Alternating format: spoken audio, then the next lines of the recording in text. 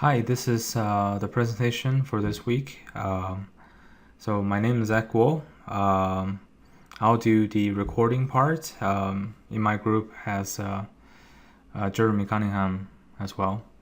So what is package? So if we just understand a package, it's something like that. So you have a package of stuff, and there are many different things inside of the package. So the PL/SQL package is pretty much the same thing.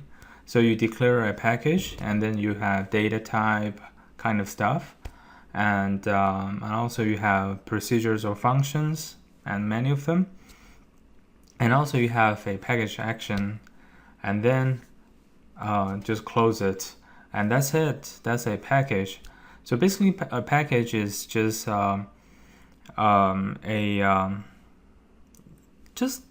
just like the name, you pack different functions and data types together, and of course the package, you can reuse it. So it's very convenient.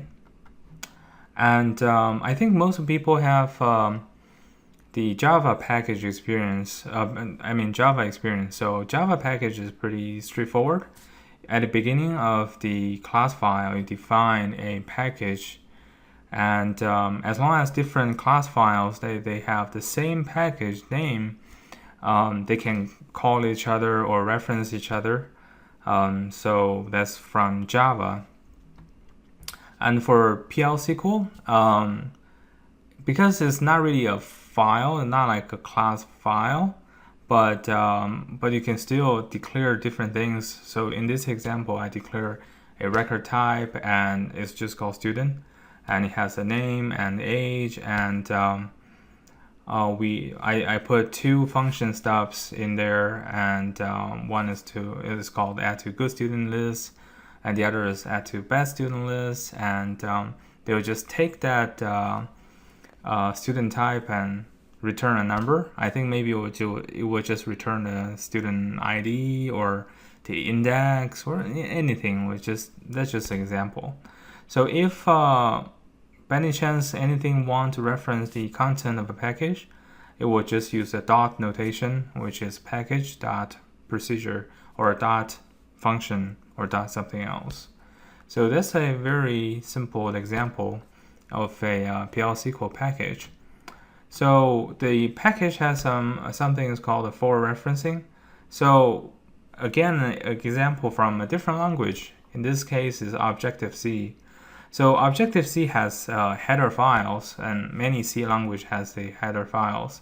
So you can predefine the things you're going to use in the class file, and in this case, it just designed like we can call it one procedure, one function, or it's just two functions in Objective-C. So the connect, and they are just stubs. So in the PL/SQL, if we want to, for example, it's the same example of the PL/SQL code I put 2 slides before. So we have two stubs, and here I have a comment, just stubs required by single run parser. So basically the PL/SQL is single run parser. So anything that's not defined before the function will just not be able to call. So in this case, if we don't have those stubs, the add to good student list will not be able to call the add to bad student list because it's single run. It doesn't know what happened after after that function. So it's very unlike the Java. Java is like dual run or twice run or whatever. It run the parser twice, and so you don't need to worry about the header stuff, or in this case it's called a stub. So another function or another feature of the PL/SQL is called overloading. PL/SQL package is called overloading. So in this case, I have the example of C++. So it again is a common feature of programming language. So C++, you can define the So different functions with the same name, but with different kind of parameters. So in this case, we have one or two functions, same name, volume. And the first one is calculate the volume of a cube. The second one is to calculate the volume of a cylinder. So of course they need to take different kind of parameters. So because the cube doesn't have a radius, things like that. So, and also like in this case, if the parameter is an integer, for a cube, it just return an integer. So of course you need to worry about is return a float or a double. But the second cylinder, because it will multiply by the pi, it is always a double, or always at least a float. So the return type is gotta be double.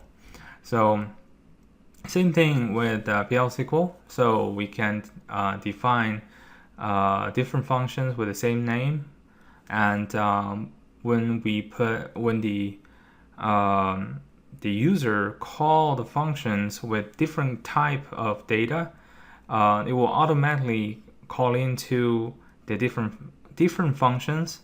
So the first one basically will take a number and return a wildcard. So I think a good example is since I call it student lookup.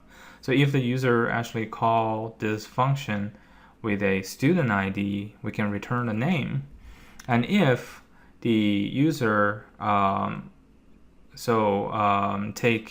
will call this function with a name, we can return a number. So a number can be a student ID.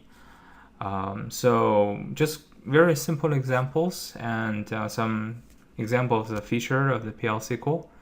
I hope the video is helpful. I hope there's nothing confusing. I just want to give some examples with different kind of languages, since we all come from different backgrounds. Maybe that helps for everybody to understand this new language for us. So thank you for watching. Have a good day.